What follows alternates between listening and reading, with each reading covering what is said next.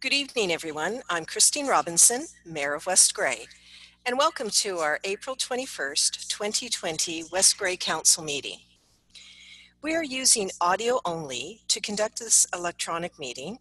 Video is not possible at this time due to limited bandwidth in some areas of West Grey.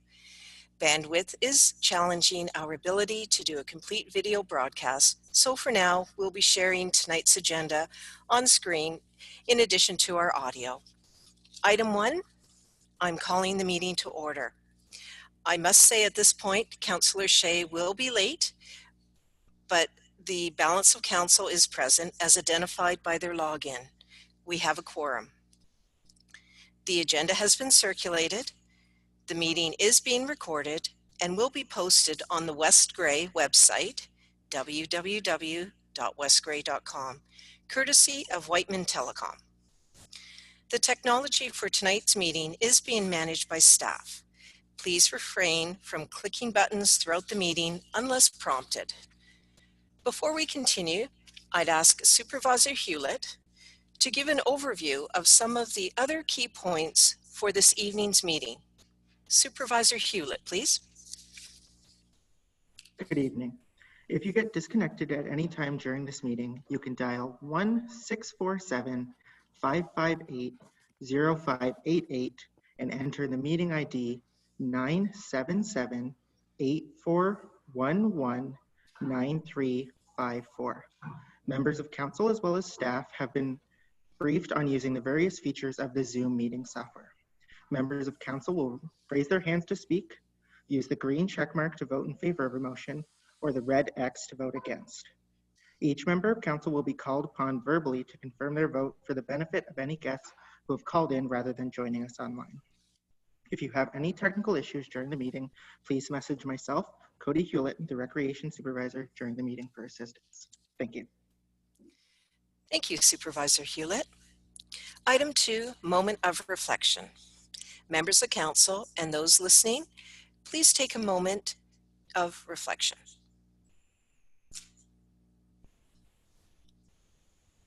Thank you.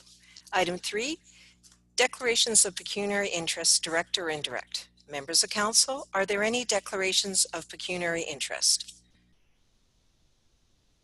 I am not seeing any on the dashboard. Seeing none, we will proceed on. Item 4 is closed session, none. Item 5, matters arising from closed session, NA. Item 6, comment period. Supervisor Hewlett, have we received any emails, phone calls, or correspondence submitted in our Dropbox pertaining to comment period? Thank you, Mayor Robinson. We have received no comments for comment period. Thank you. I do want to remind members of council during this meeting, if you have a question or comment, raise your hand. For voting purposes, the check mark is a yes, the X mark is a no. We'll be using the check mark and the X mark when voting. Thank you. So now we are moving on to item 7, public meetings. There are none. Item 8, Part 1, consent agenda. Clerk Turner, please read the motion.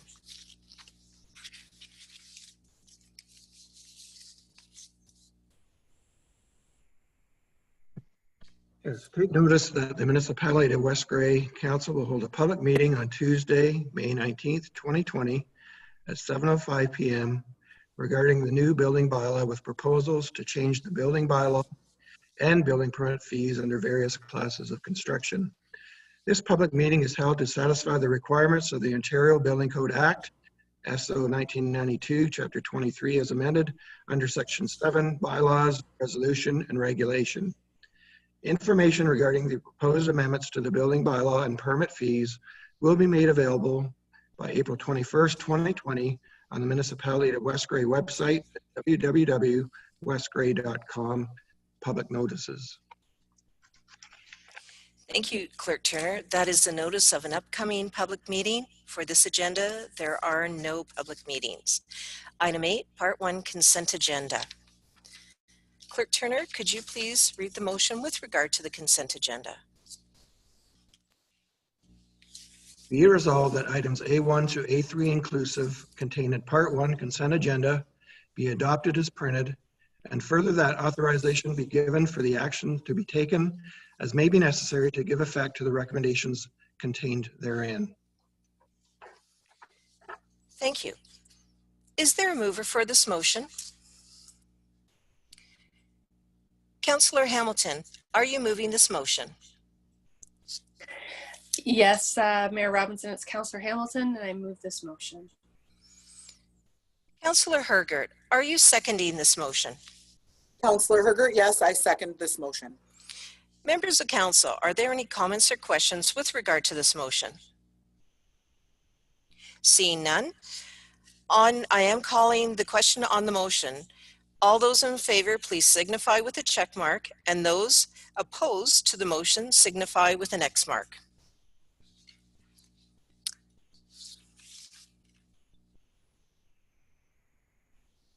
I will begin. I am in favor of the motion.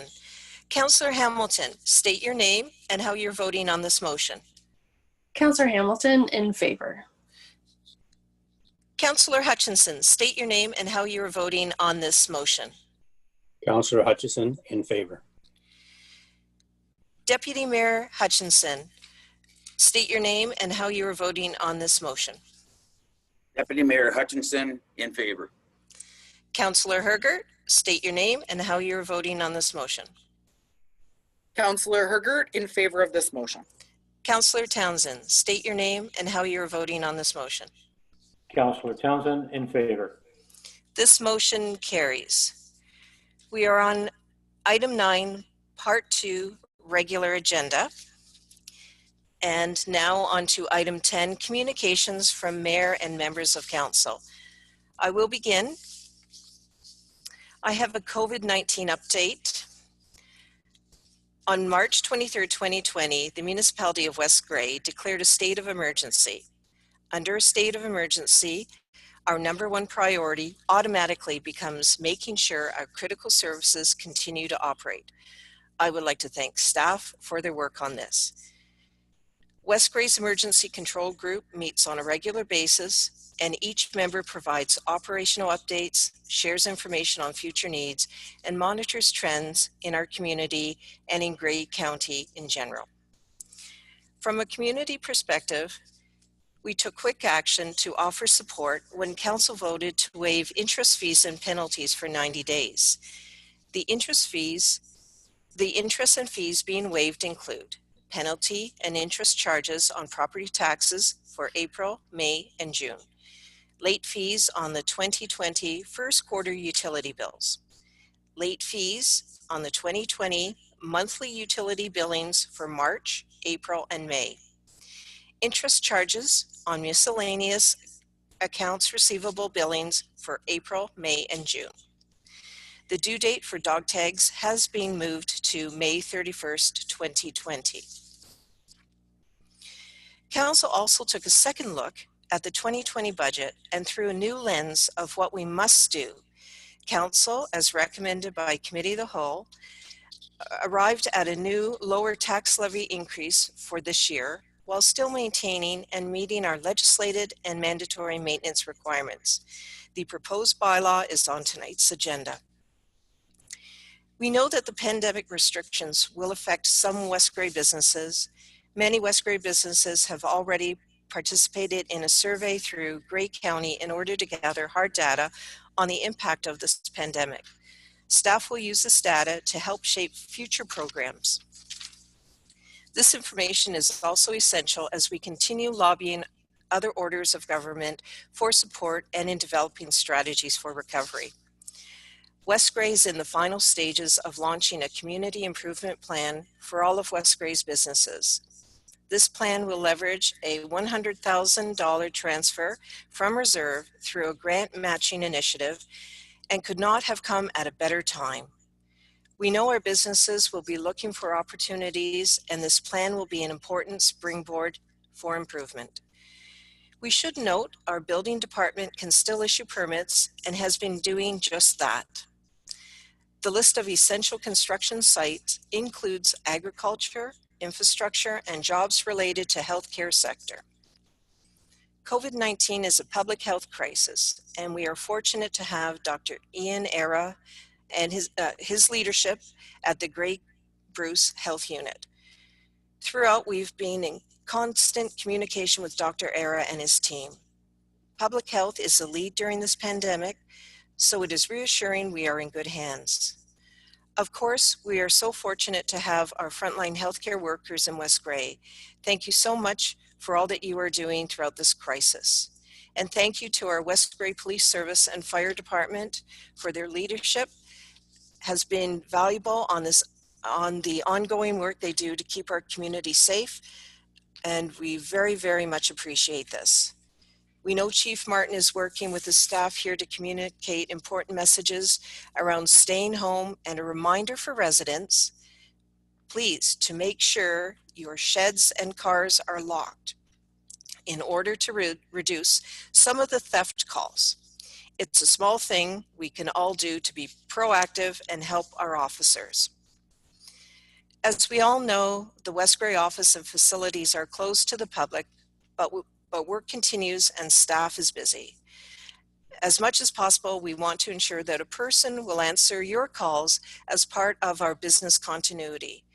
We were able to connect with our residents with important services and programs and keep everyone informed with the latest information. This is a challenging time. We will continue to monitor the community needs and the impacts of this pandemic, and we will continue to communicate with our citizens. Thank you. I really felt that update was important. I also, before I go on to ask other members of council to provide an update, could you please take your check marks off the dashboard? We'll just clear the dashboard, please. Deputy Mayor Hutchinson, do you have some communications, please?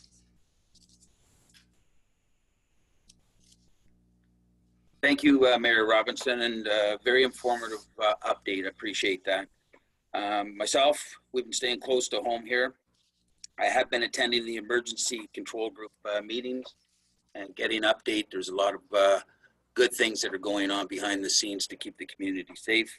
I'm going to keep it brief. I'd like to thank the citizens in West Grey that are staying at home, and that is certainly showing in our numbers.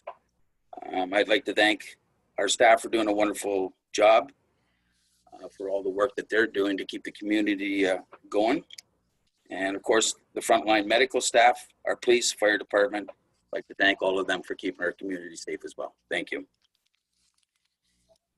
Thank you, Deputy Mayor. Councillor Townsend, please. Thank you, Councillor Townsend. The first thing I'll note is I've been attending the weekly teleconferences with Bruce Power. As you know, they've been supporting the local communities as well as the province in a very significant way.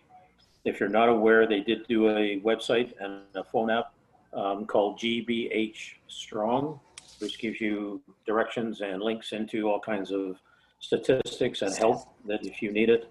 And it does include not just local, but also the federal and provincial. So I encourage people to use that. Other than that, I've been spending time with residents and trying to help them migrate through some of the problems that they're having, pointing them in the right direction rather than giving advice. I don't recommend that. Obviously, a lot of announcements coming out. We need to stay in touch, making sure that we're up to date in case we do get calls and we're called upon, preparing for council and committee. The 2020 budget and development charges obviously took up quite a bit of time for us. And the last point I'd like to make is that with the traffic safety working group, we met, our last meeting was in February, but I see that Durham Road East has a warning sign on speed, and also the police are actually patrolling that as well. So whether it came from our group or whether it came from the police on their own, I'm really glad to see it happening. And we hope to see much more when we get back to work. And I'll also do a shout out to the healthcare and all the businesses that are supporting everybody, making it easier for staying home. Thank you. Thank you. Councillor Hergert. Yes, thank you.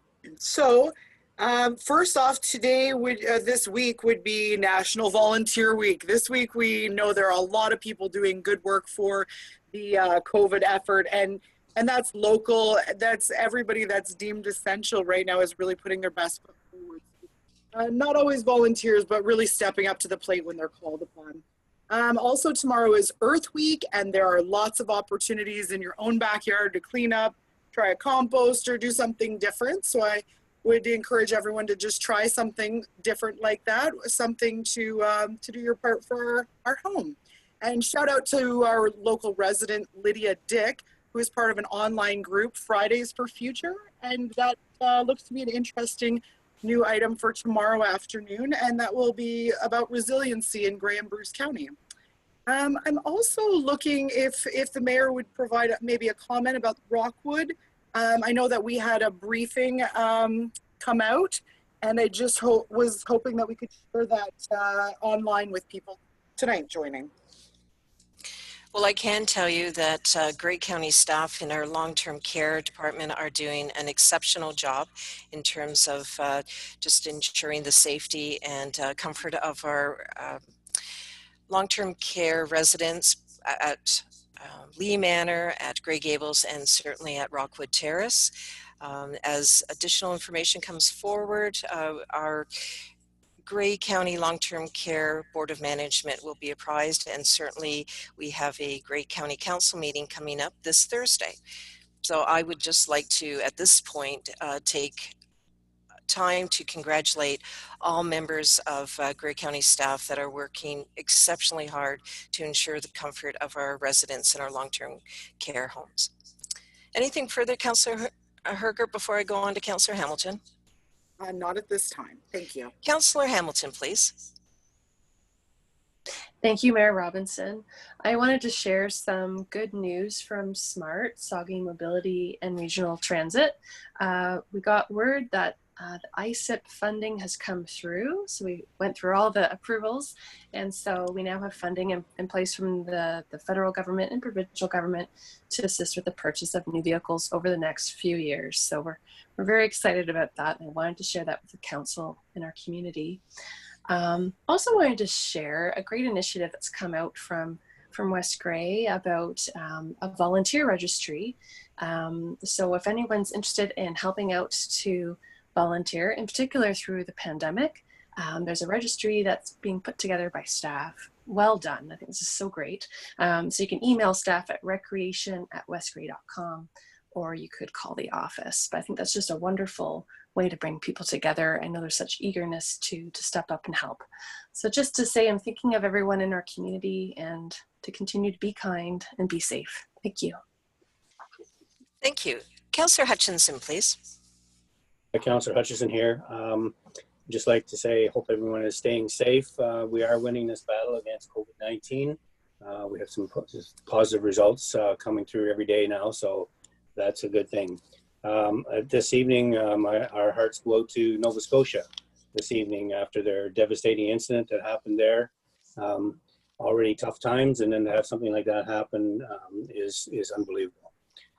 I am pleased to hear that we have movement on Rockwood replacement plan, and there's some exciting things forward there.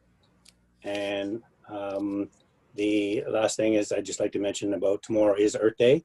And so hopefully people can do something to celebrate that. Thank you. Great. Thank you, Councillor Hutchinson. Well, that concludes our item communications from mayor and members of council. Item 11, delegations. There are none for this evening.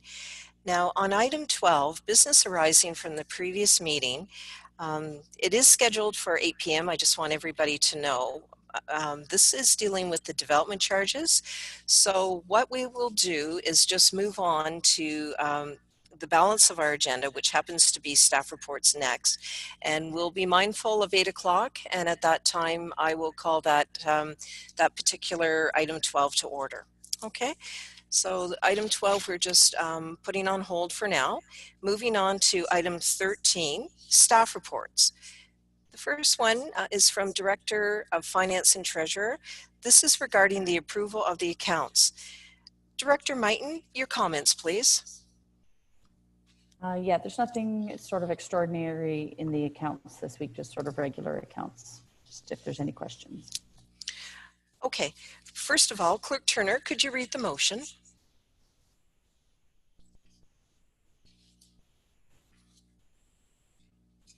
Be it resolved that the Director of Finance Treasurer be authorized to pay the accounts presented as voucher number 6, 2020 in the amount of $369,694.02 of the Municipality of West Grey. Thank you. Is there a mover for this motion? Deputy Mayor Hutchinson, are you moving this motion? Yes, I, Deputy Mayor Hutchison, move the motion. All right, I'm looking for check marks for moving and seconding. I will go with Councillor Hutchinson. Are you moving this motion and next time you'll use a check mark?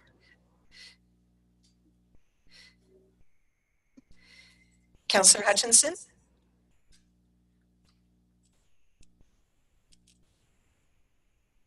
Yes.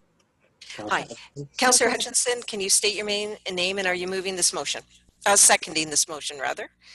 Yes, Councillor Hutchison, I second this motion. Thank you. Sorry, we just had to ensure that we mute people in a timely fashion, and we're moving along very well with that. Are there any questions or comments on this motion? Seeing none. All those in favor of the motion signify with a check mark. Those opposed signify with an X mark.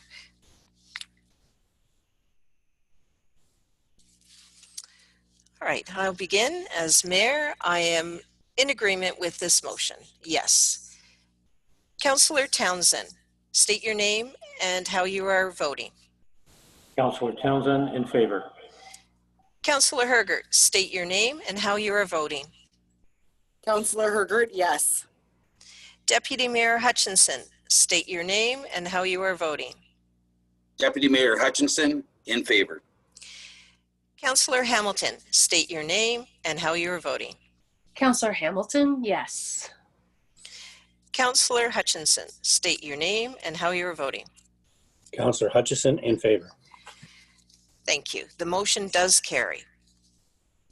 Our next report from Director Mighton is regarding the budget. Oh, but before we move on, could I please have every member of council remove your check mark as we move along to this item? Thank you. Director Mighton, your comments, please, on this on your report. So there's no action required from this report, but just providing a summary of the reduction in the budget down to a 3.5% tax levy increase as recommended at the April 13th special committee of the whole meeting, and bylaw 29/2020 has been prepared for council approval later in this meeting. Thank you. And I do want to just take this time to say that council has worked very hard on this budget pre-COVID-19 and certainly afterwards in terms of addressing our community needs and being reflective of what the community would require during this time. I do see that there's a hand up. Deputy Mayor, please proceed. Can you hear me now? Okay. Yes. There, now you can hear me. If this is the appropriate time, Mayor Robinson, I'd like to put a motion forward to accept the 2020 budget as recommended by Committee of the Whole back on April 15th. Okay, Clerk Turner, could you please advise on procedure for this motion being put forward? One moment, Deputy Mayor. Thank you. 29 of 2020 is under the bylaws section for first and second and third readings. That would be the appropriate time to introduce a motion. Okay, so the motion isn't for this part of the agenda. It would be during the bylaw, which is proposed bylaw 29/2020. Okay, Deputy Mayor? Yes, thank you very much. And I have that on the mark there. Thank you. Okay. Thank you. And any other further questions or comments with regard to this report? Seeing none, so we could just move on from this report. It was there for information purposes. Thank you. All right, now we're moving on to the clerk's report. The first one regarding Grey County Council resolution. Clerk Turner, your comments, please. So Grey County has passed a resolution on March 12th of this year supporting the excise exemption for 100% Canadian wines. The Australia had put in a submission to the World Trade Organization alleging that the exemption was discriminatory. So the county supported the continuance of the 100% Canadian wines exemption because of the negative impact if there was a change in the 100% excise exemption, the negative impact on the sales profits relating to Canadian wines and more specifically to wineries located in Grey County, being in the municipality of Meaford in the town of Blue Mountains. I did look at the Grey County website. It was introduced by, or there was a notice of motion given by a councillor at that time. Then the subsequent council meeting was brought up and it was supported by county council. There was no supporting report with that, and I wasn't able to find more information on the website. So I will leave it to council seeking direction for this item. All right. So the clerk does not have a motion at this point. I'm looking for a motion from our members of council. Councillor Hutchinson. Yes, Councillor Hutchison. I was going to suggest that we just receive it for information. Okay, thank you. Is there so you are moving that motion to receive for information? Sure. Okay, thank you. Is there a seconder? Councillor Hergert, are you seconding this motion? Yes, I, Councillor Hergert, am seconding. Motion to receive. All right. On the motion to receive, Councillor Hutchinson, are you fine with that wording? Motion to receive this item? Yes, that's fine. All right. On the motion, all those in favor signify, first of all, I'm getting a little ahead of myself. I'm gathering there's no questions or comments, but I do want to make it clear. Members of council, are there any questions or comments? Fine. On the motion, all those in favor, please signify with a check mark. Those opposed, signify with an X mark.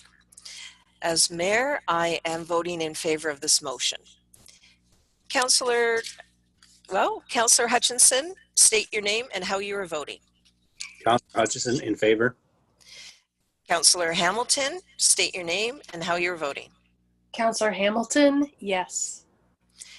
Deputy Mayor Hutchinson, state your name and how you're voting. Deputy Mayor Hutchinson, in favor. Councillor Hergert, state your name and how you're voting. Councillor Hergert, yes.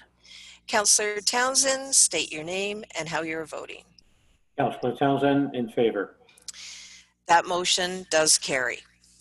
Moving on to the second report from our clerk. This is in regards to Saugeen Valley Conservation Authority resolution. Clerk Turner, your comments, please. The Saugeen Valley Conservation Authority has passed a motion in support of the Village of Merrickville Wolford Council, requesting the Ministry of Natural Resources and Forestry provide the village with supporting evidence in respect to the expansion of provincially significant wetlands, otherwise known as PSWs. The Village of Merrickville Wolford is in the process of adopting a new official plan. The Ministry of Natural Resources and Forestry requested that the provincially significant wetlands designation in their proposed official plan be expanded without providing any scientifically based techniques or reports to justify that expanded provincially significant wetlands. So they have requested in these resolutions, the Merrickville Wolford Council resolution, and in turn supported by the Conservation Authority, that the MNRF provide, otherwise known as the Ministry of Natural Resources and Forestry, provide that supporting science-based information to justify the expansion. And I am seeking council direction on that. It is similar to in our zoning bylaw, natural environment zone. I don't know if it's scientifically based either. It's probably based on topography and aerial photos, etc. They don't actually do site visits on all the West Grey properties, for instance. Obviously, provincially significant wetlands are part of the provincial policy statement. It's important to retain for certainly environmental, ecological reasons, as well as economic reasons for tourism, for instance. The only question I would have is obviously if that scientific-based information or techniques has to be done, it'll be done at a cost. And whose cost will that be? Will it be the Ministry of Natural Resources and Forestry or the province? Will it be the conservation and the local conservation authority, or will it be downloaded to the municipality? The last concern I have is if they are questioning the expansion of provincially significant wetlands through science-based techniques, would they not also start to question the existing provincially significant wetlands designations and perhaps could impact that as well? I'll seek council direction. Thank you, Clerk Turner. I see there's a hand up. Councillor Townsend, please. Councillors, it's Councillor Townsend, and yes, I do have a couple of comments. I've had experience in this area with a past situation where I was a member of a residence group, and this got introduced in 2006. And again, the same process was attempted, and it was only through one particular agricultural person that had a very significant farm complaining that the aerial evidence, quote unquote, was totally invalid, didn't represent the result. And what happened was they actually got challenged, and they went to his farm on the land, and instead of having an 83% wetland designation, it had a 14%, and it was all because of the inaccuracy of not being on site.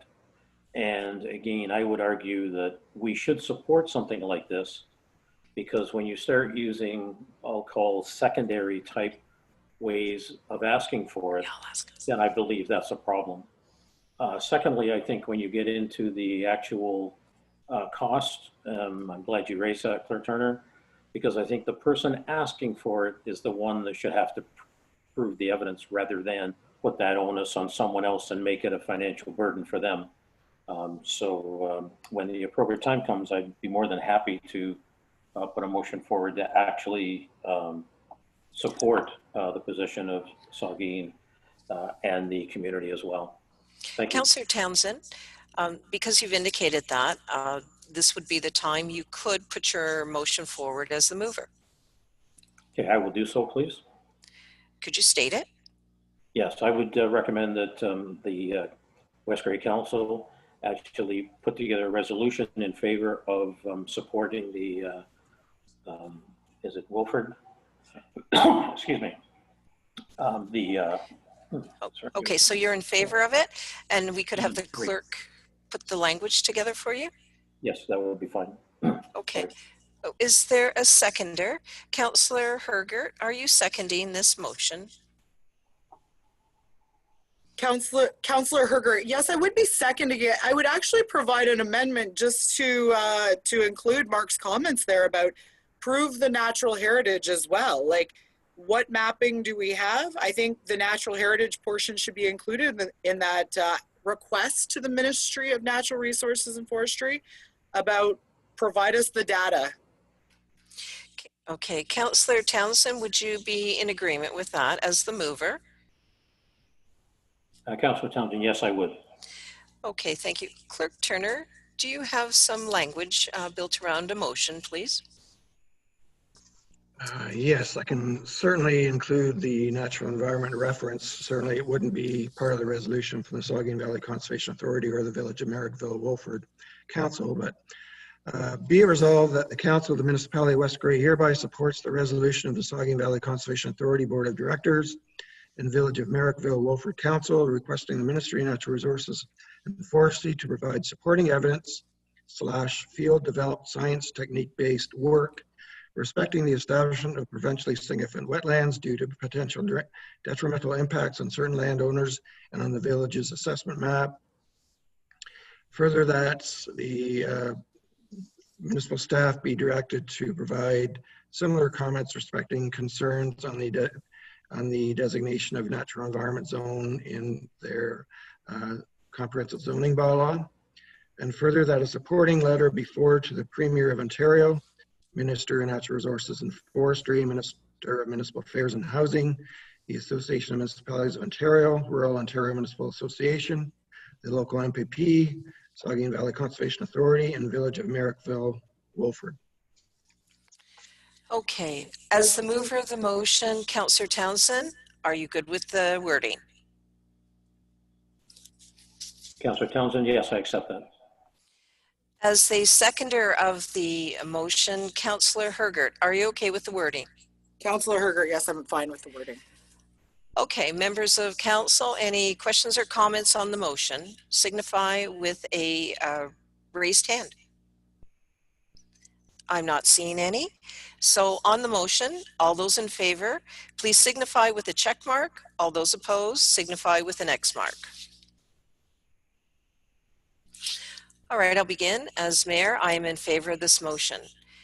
Councillor Hutchinson, state your name and how you are voting. Councillor Hutchison, in favor. Councillor Hamilton, state your name and how you are voting. Councillor Hamilton, yes. Deputy Mayor Hutchinson, state your name and how you're voting. Deputy Mayor Hutchinson, in favor. Councillor Hergert, state your name and how you are voting. Councillor Hergert, yes.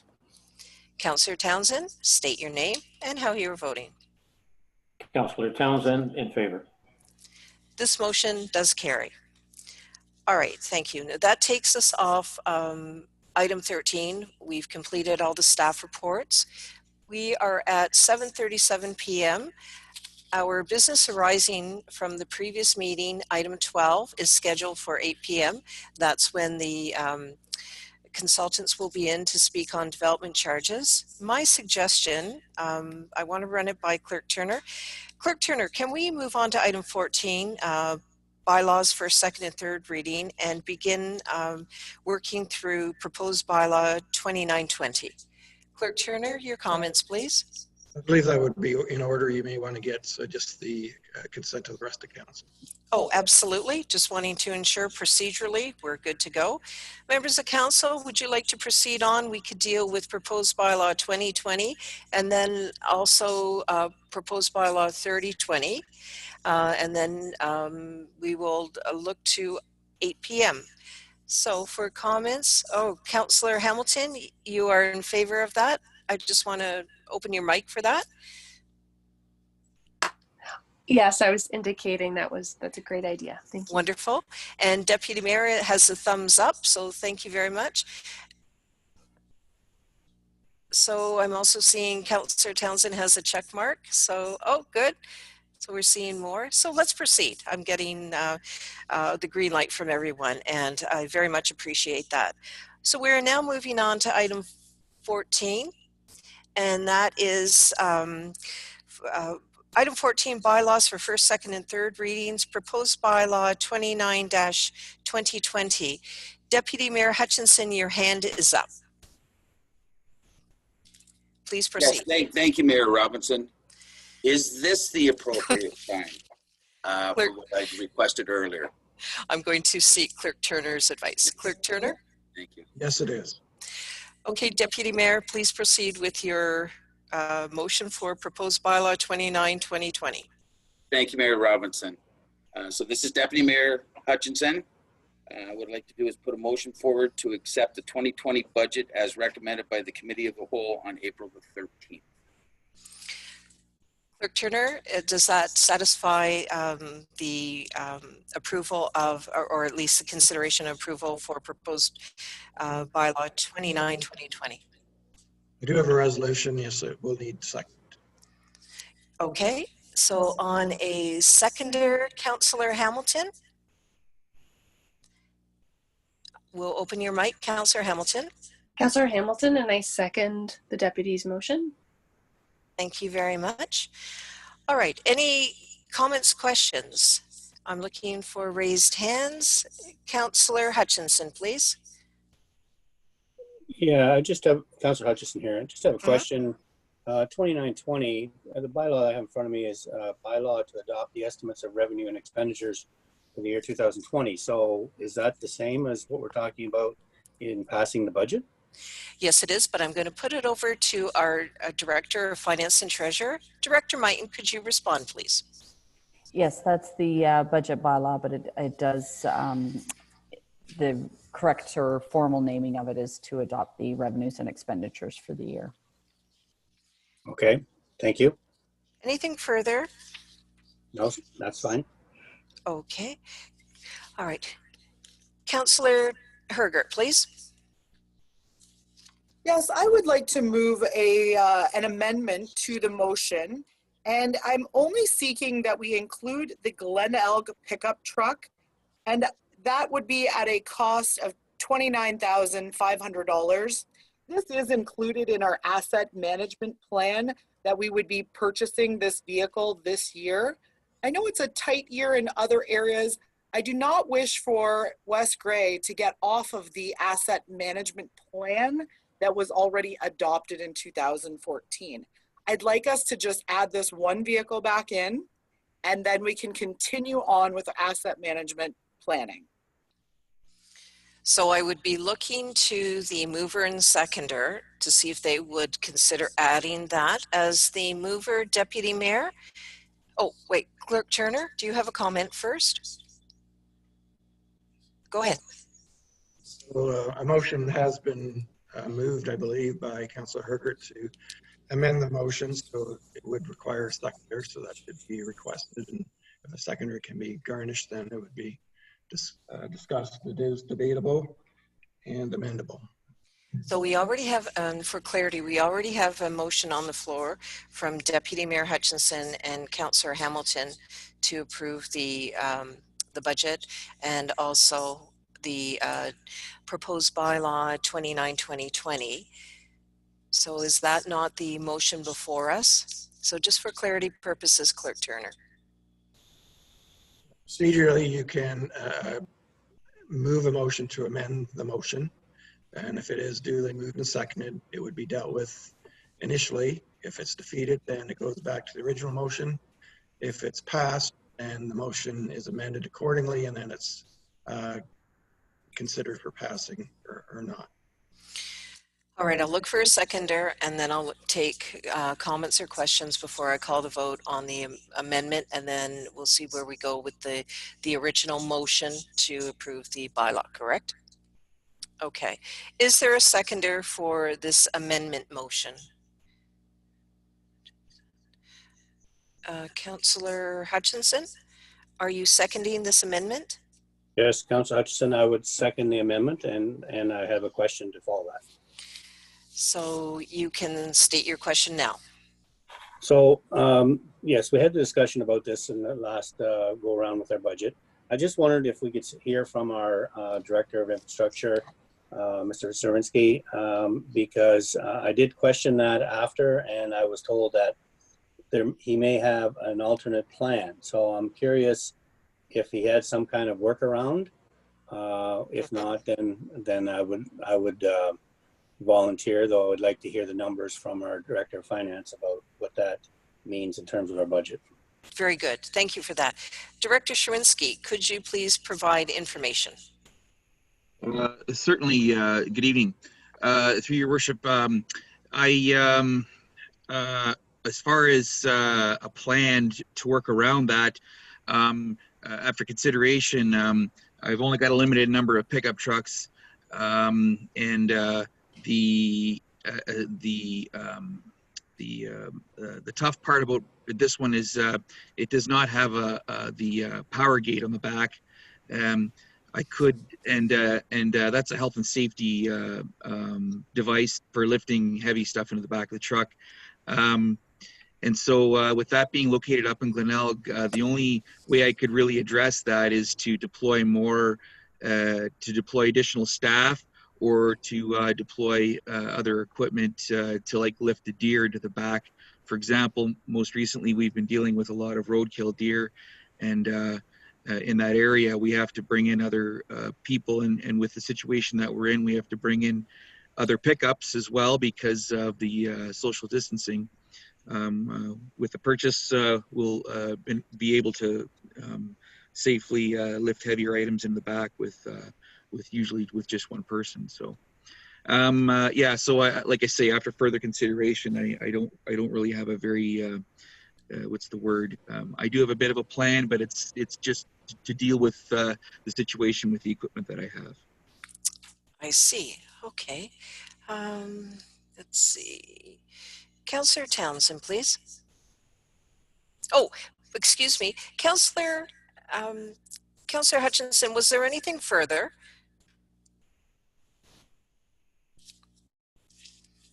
Yes, I believed, I was just asking our Director of Finance what that means in terms of the budget if we put that back in there, because I think it was 3.5, right? And now that's Right. going to bump it up. Okay. Director Mighton, could you respond? So that will add another net of 29,500 for a total budget increase of 373,476 or 3.8%. Councillor Hutchinson, anything further? Yeah, so I'm along the same lines of Councillor Hergert that I do like to see us stick to our asset management plan there, the 10-year plan, and as Director Zawinski's mentioned, that it is pretty important to get the right vehicles to do the job. So I think for the difference in the budget, you know, like this, as I said, this year is such an unpredictable year going forward that at least this way we got something that we can count on and we know where we're at. And what the year ends up looking like, we're not sure. So I would be in favor of this. Okay, anything further at this point? No, thank you. All right. Councillor Townsend.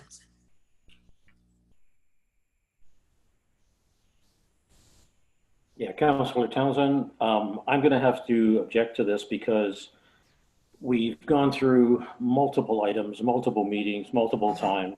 Yes. Everybody has their justification for each one that they have a pet project for, or that you can justify something similar to what the director just said. So I don't think it's appropriate at this point to start doing it unless you want to open the budget back up again, and I certainly don't want to go there. Thank you. Okay, thank you. Is there anyone further?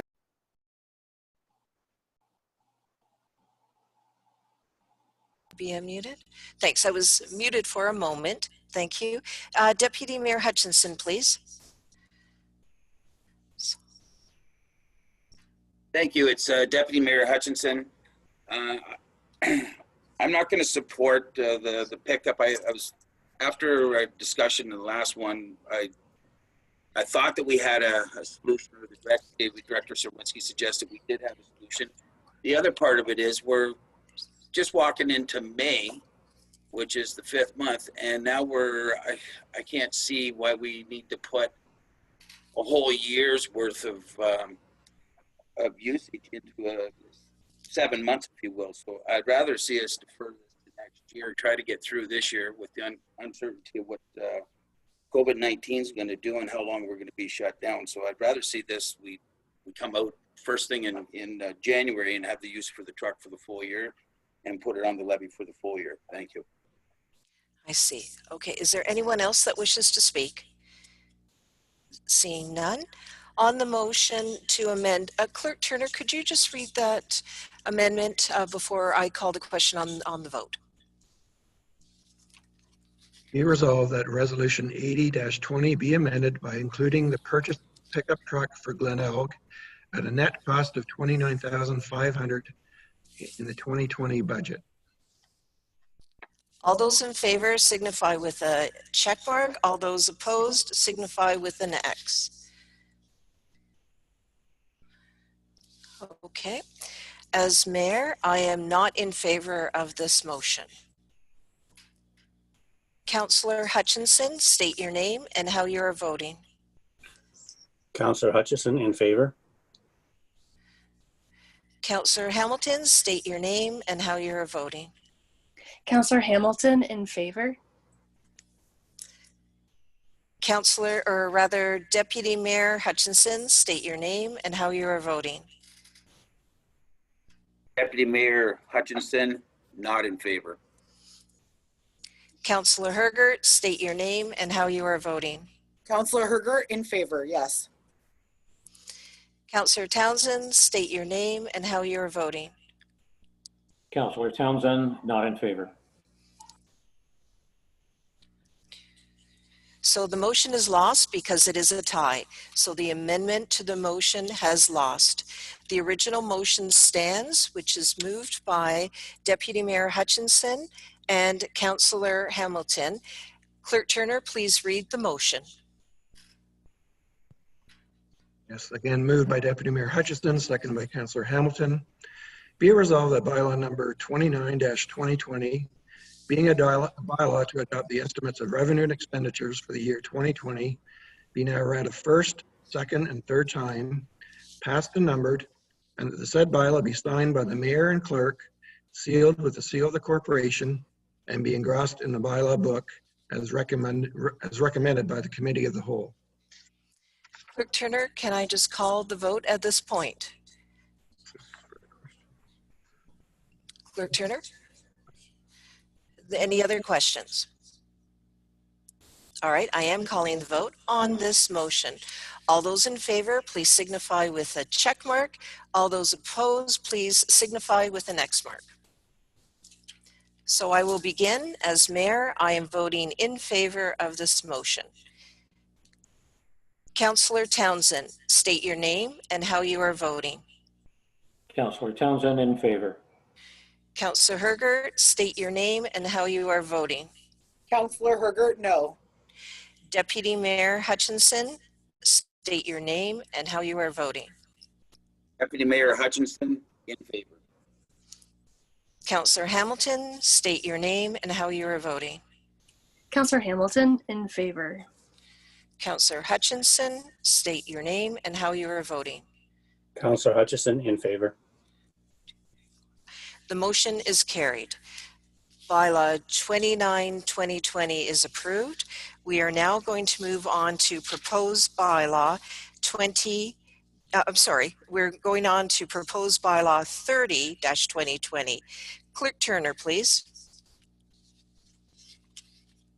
Be resolved that bylaw number 30-2020, being a bylaw to confirm the proceedings of the April 7th, 2020 special council meeting and April 21st, 2020 council meeting, be now read a first, second, and third time, passed and numbered, and that the said bylaw be signed by the mayor and clerk, sealed with the seal of the corporation, and be engrossed in the bylaw book. And just for explanation, I did neglect to bring forward a bylaw to approve the April 7th, 2020 special council meeting minutes at that time of the agenda. So that is why we have two on the bylaw tonight. Clerk Turner, thank you for that clarity. Is there a mover for this motion? Councillor Townsend, are you moving the motion? Councillor Townsend, yes, I move the motion. Thank you. Councillor Hutchinson, are you seconding this motion? Councillor Hutchison seconds the motion. Are there any questions or comments on this motion? All right, seeing none. Clerk Turner, I'll just call the vote on this motion. Thank you. On this motion, all those in favor, please signify with a check mark, and those that are opposed, signify with an X mark. I'll begin. As mayor, I am voting in favor of this motion. Councillor Hutchinson, state your name and how you are voting. Councillor Hutchison, in favor. Councillor Hamilton, state your name and how you are voting. Councillor Hamilton, yes. Deputy Mayor Hutchinson, state your name and how you are voting. Deputy Mayor Hutchinson, in favor. Councillor Hergert, state your name and how you are voting. Councillor Hergert, yes. Councillor Townsend, state your name and how you are voting. Councillor Townsend, in favor. The motion carries. So we've completed the bylaws section. Thank you very much for that. We are at 5 to 8. Clerk Turner. The consultant, Mr. Tan, is showing as present at the meeting. The public meeting is to start at 8. I'm not sure if you wish to take a 5-minute break. There is, Councillor Hutchison has indicated as such, so it may be appropriate to take 5 minutes. Mayor Robinson. Thank you. First of all, everybody clear your dashboard for check marks. I would say that we should take the 5 minutes because we are scheduled for the business arising from the previous meeting development charges item for 8 p.m. I'd like to stick to that time frame because we do have citizens that pay attention to our agenda, and we need to ensure transparency and that our agendas are very clearly adhered to. Let's take the 5-minute break to come back again at 8 p.m. Back, everyone. Welcome back, everyone. I'm calling the meeting back to order. Thank you very much for that break. We are at 8 p.m. We're ready to start item 12, business arising from the previous meeting. This one is dealing with development charges. First, I'm going to our Director of Finance and Treasurer.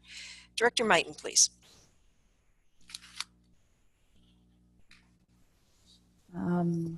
So yes, so we have the consultant Byron Tam. We had some follow-up questions from our public meeting.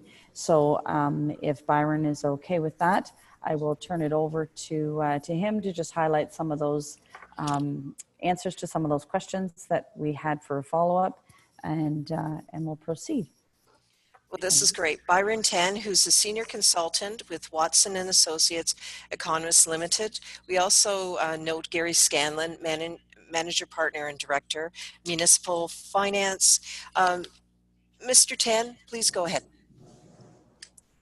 Hello, good evening, Council. I also have Gary Scanlon here as well. I believe his name here under the participants says G. Scanlon, so I think he may have been missed. Oh, thank you very much for that. So, Mr. Tan, are you going to answer the questions, or will that be Mr. Scanlon? Gary will be going through it for tonight. Wonderful. Please proceed then. Good evening, members of council. Pleasure to be with you once again. Good evening. Subsequent to the dialogue that we had at the public meeting, we've gone over a number of the items with the treasurer, and I think with the clerk as well. And we prepared first a memo, which was dated April 16th. And then there was a subsequent clarification, I guess, of one of the questions. And we sent out an email this afternoon, just after 1 o'clock. So maybe I'll just touch briefly. I'm not sure if you have those documents with you. But I can go over what was included. Yes, we have the documentation. Please proceed. We're very interested. Okay, sounds very good. So the first item, I think, was taking a look at expanding the sample listing of municipalities. We had a chart for residential, commercial, and industrial. So the request was to add for a couple of additional municipalities. So Brockton, Kincardine, Erin, Elsterly were asked to be included. So if you go so this is the April 16th memo I'm referring to right now. And if you go to the last 3 pages of the document, you can see that we've added those municipalities in. Brockton and Erin Elsterly, from a residential perspective, don't have a charge currently. And trying to think, Kincardine is probably just to the left of the green arrow. So those additional municipalities were added in to the comparison.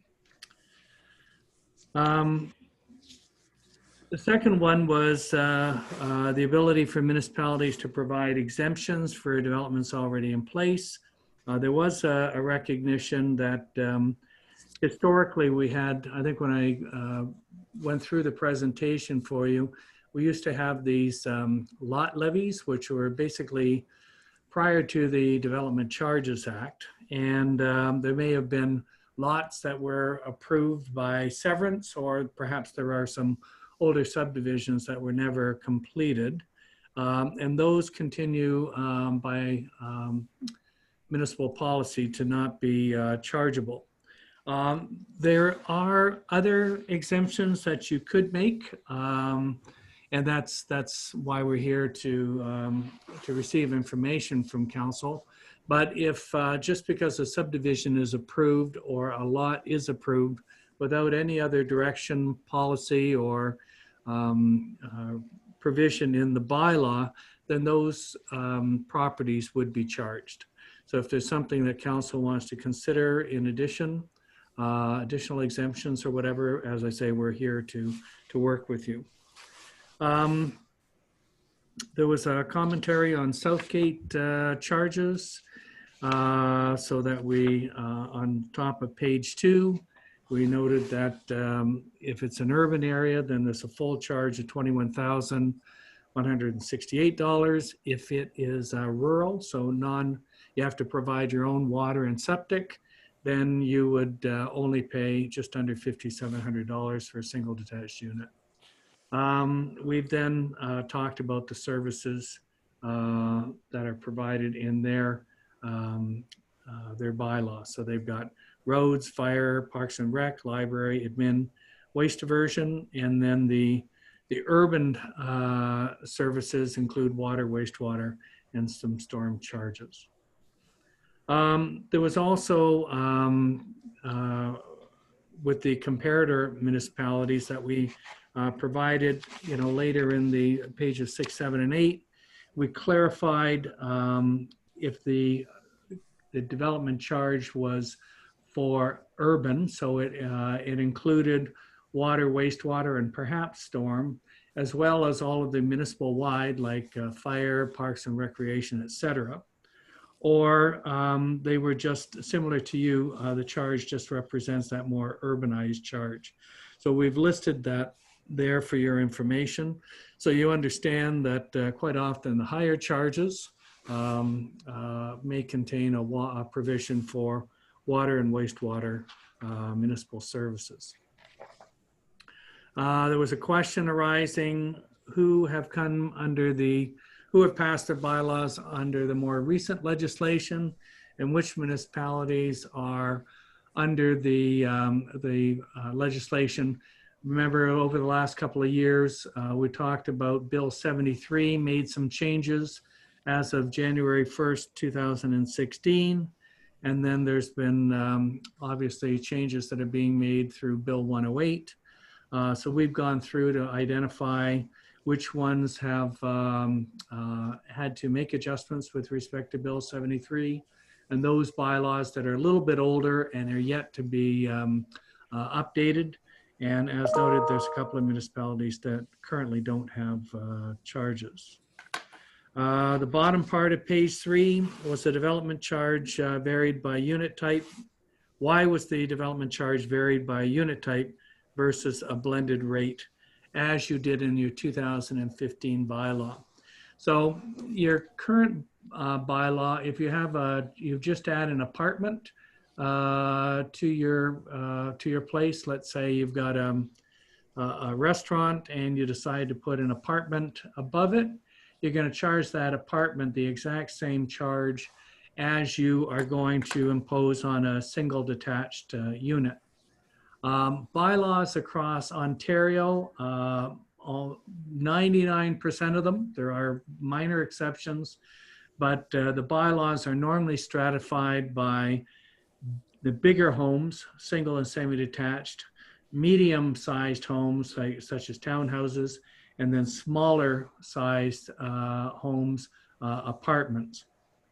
And we vary those charges based on looking at the number of people, the occupancy on average in each of those units. So we get a very, very special run from Stats Canada. So the information is specific to your municipality. And that tells us for the new units how many people on average are in those homes. And we use that in order to vary the charge. So perhaps in a single family home, you may have 3 people, and in a bachelor and 1-bedroom apartment, maybe you only average 1.5 people. So the varying of the charge is varied based on the occupancy.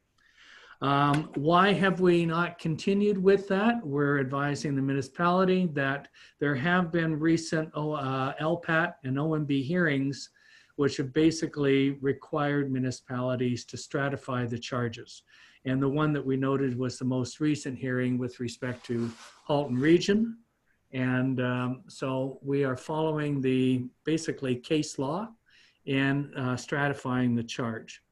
Now, just to point out, and this will come back up probably a little bit later with the memo that we sent out this afternoon, or this email. If you have large, medium, and small units, so the way that we've calculated it, you have different, the charges will vary based on the size of the unit. If you blend them all together, it's almost like averaging the charge. So maybe the big units maybe are at, let's say, $6,000, the medium are at 4, and the smaller at 2. If you blended them all together, maybe you end up with a charge of $4,500 or $5,000. So that meaning that if you do have a single detached unit, under our proposed bylaw, you would pay a little bit higher, but that blended unit, you'd end up, the blended charge, you'd pay less. But then again, if you got an apartment, you're going to pay much more money as a result of that blended charge. As I say, as we've noted in here, there have been case law that's basically said that that's not the way to develop a development charge for residential. If we move to page page 4, in page 5, we just kind of put some charts there for your information, just identifying the persons per unit versus a weighted charge. At the bottom of page 4, the question was, can the bylaw be established in a manner which allows the DC to vary over time, recognizing current economic conditions? And we did have some discussions with that, and I did affirm that yes, we can vary the charges over time.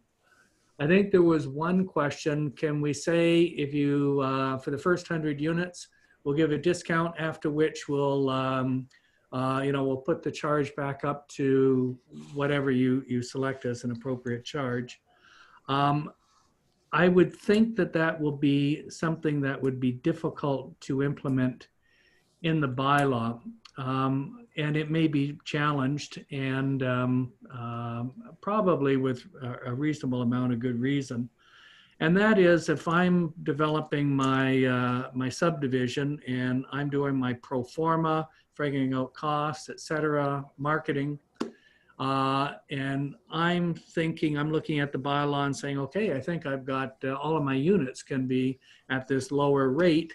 And 2 days before I come in, another developer comes in and uses up all that capacity, and all of a sudden my charge jumps up. Then I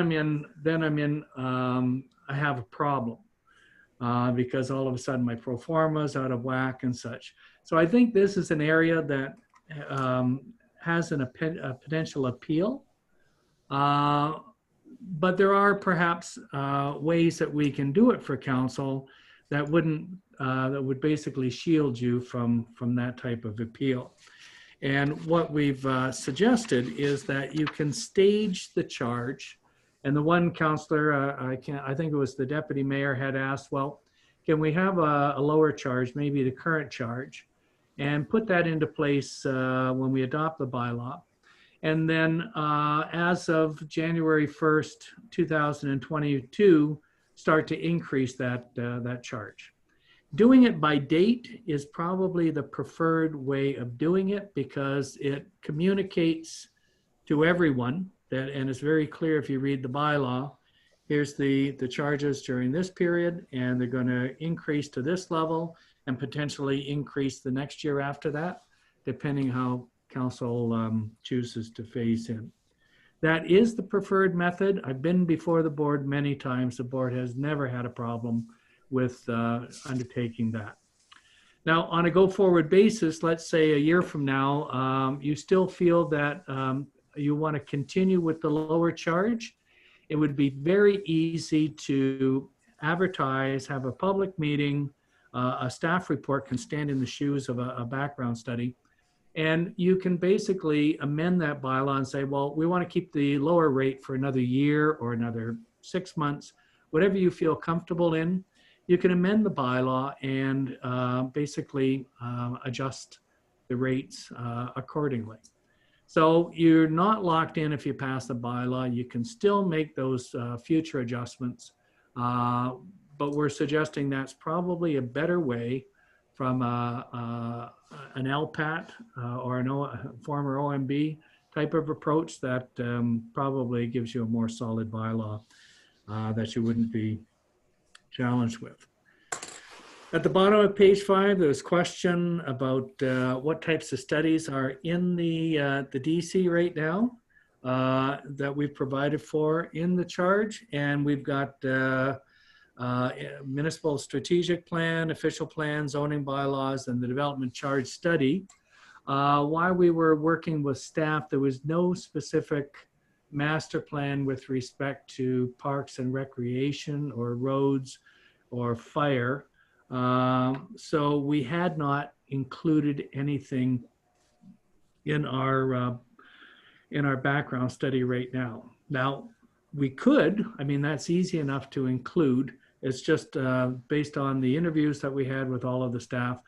It wasn't something that came to the forefront, and therefore we haven't included anything. But as I say, that's something that could be further considered based on council's direction. So that is the information that's in the memo that we sent out on the 16th. And then just to clarify, we had from one of the counselors a further clarification. And I think the first question was going back to that varying the charge by different type of unit size versus doing the blended. I guess the question was the 2-part, and maybe we only answered the first part.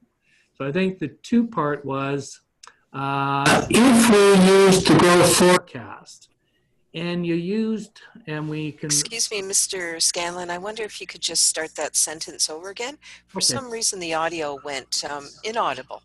Oh, I apologize. Okay. No worries. Okay.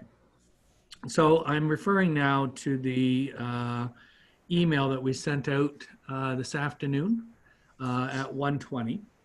And the counselor had identified that perhaps we didn't answer the second part of the question with respect to blended versus having the charge varied by different type of housing unit. So the question was, if we applied the rates and multiplied that by the growth forecast, how much money would be raised from the residential charges? And then can you compare that result to the former charges that we had in place? So if you look, we provided basically 3 tables to answer that question. And the first one, if you're looking at the memo or the email, we had the charges that we've calculated. So you can see the singles, we're at about 6176, the multiples just below 4,000, and then we got 2 rates for the apartments. And then we multiplied it by the number of units forecast over the 10 years. And you can see the result was raising potentially $1.88 million, 1,879,773. So that is taking what we've calculated times the growth forecast. The question then was, well, if you took our existing charge, the 3250, and multiplied it by the total number of units, which are 332. So we're going to take the blended rate and we're going to take the total number of units. How much money would you raise? And that generates 1,079,000. But we also wanted to basically, it was identified in our discussions last time that the charge was calculated at a higher rate in 2015, and the council of the day elected to continue with the 3250, which was the charge prior to doing the study. So for comparative, what we did was if we took the rate that was calculated in the last study and we indexed it, because obviously inflation plays a role in in municipal costs and such. So we indexed it and then we multiplied it by the 332, and you can see we came up with a figure of 1,858,000. So basically, if we look at the last study and then we look at this study, we'd be raising over a 10-year planning horizon almost the exact amount of money based on today's dollars. And you would have a blended rate of about $5,600, or you would have this rate that varies by unit type, which is in the first table, ranging from a low of almost $2,800 to a high of $6,200. So that was I think that was clarifying the second part of the question, and we apologize if we missed it. And then the second part was with respect to the police expansion. There was a $5 million police station, and I think there was, the councillor was seeking to clarify how much was being included in the 10-year, or sorry, in the growth forecast versus we identified that there was a growth-related portion, but we wouldn't recover all of it by 2031. So we prepared a table just to demonstrate how we broke apart those costs. And as we understood the planning, right now you have 22 officers in the existing buildings, and the expansion and new station would provide for 30 officers. So we just did some simple math. We said, okay, of the $5 million, 22 are existing out of the capacity for the 30. So we did 22 divided by 30, and you can see that 73% of the building we've allocated to existing benefit. So they're just prorating the building cost across the existing number of officers, we end up with 73. We then end up with 8 officers for the future. And that would total, as I say, probably about 1,333,000 allocated to growth. But we've prorated those 8 officers to in period. So we've provided for roughly about 1.8 officers. And that's the amount that's included in the development charge, $292,000. And then we've put into post period, which means when the study's updated in the future, we draw in, those are still growth related costs, but we draw them into the calculations and pay for more of the police building. So right now, what's in the charge is only to recover $292,000. In the future, we'll consider this extra $1,041,000 and rationalize bringing that into the study. As I say, when you update the calculations at some point in the future. So Madam Mayor, through you, I think that addresses the questions that were posed to us. And hopefully if that's helpful to you, and I'm happy to answer any further questions or clarification. Well, thank you, Mr. Scanlon. This was most detailed and most interesting. So I'm looking at members of council. This would be the time if there's any questions that you have. of our consultants. I'm seeing Councillor Townsend with your hand up. Please proceed. Yes, Councillor Townsend. First of all, I'd like to thank Mr. Scanlon for answering the questions that I did put forward to try to clarify. I did understand the reason behind the variable rate. My point was, and you did provide it in the table, what was the comparison between if we used one rate from the 2015, which is a 3250, and then we allocated it by the varying new rates, what would the difference be? And we can see that that's $800,000 increase. That makes it an 80% increase in our rate. And that really, really bothers me. So I'm not sure what council does, and I'm not sure whether there's anything that we missed or we should know more in the actual analysis. But I'll tell you, for one, if we're going to increase our costs like that, we might as well just say goodbye to development.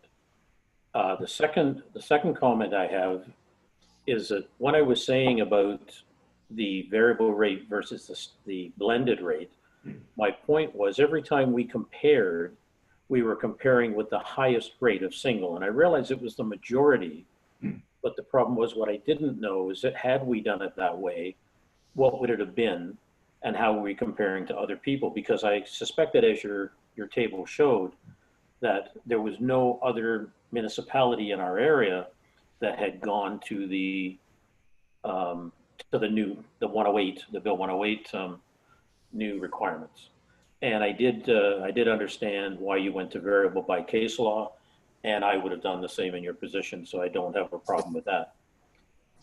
However, I personally would not be in favor of moving forward at this point with a new rate. And I've got a couple of comments and reasons why. I would suggest that we keep the 3250 with a commitment 2 years out to review that. And here's the reasons behind that. The first one is council was supposed to have a COW meeting on March 17th to go through this in a little more detail, almost line by line, so we better understand it. And we haven't done that. So I don't think we've done our due diligence fully. And I appreciate a lot of that may have been closed by the discussions we've had in the last meeting. And this one, I'm still not there, frankly. The second one is we don't know whether we're recovering based on the 3250, the costs that we intended to, or whether or not we're actually, putting it a different way, whether or not we're covering enough to cover our costs. And I think we need to know that. And having that period would allow us to put that mechanism in place to determine, is that working based on estimates, et cetera, but is it reality? Is that what we're really getting? The third reason is there's a bunch of assumptions, and the police being one, that I, for one, as a counselor, it's the first time I've seen that. And I'm not sure if there's other assumptions similar, but I don't know that I support what's being put forward in the name of the new police building. The police building committee has not reviewed to that level of detail. So I think that's a little premature.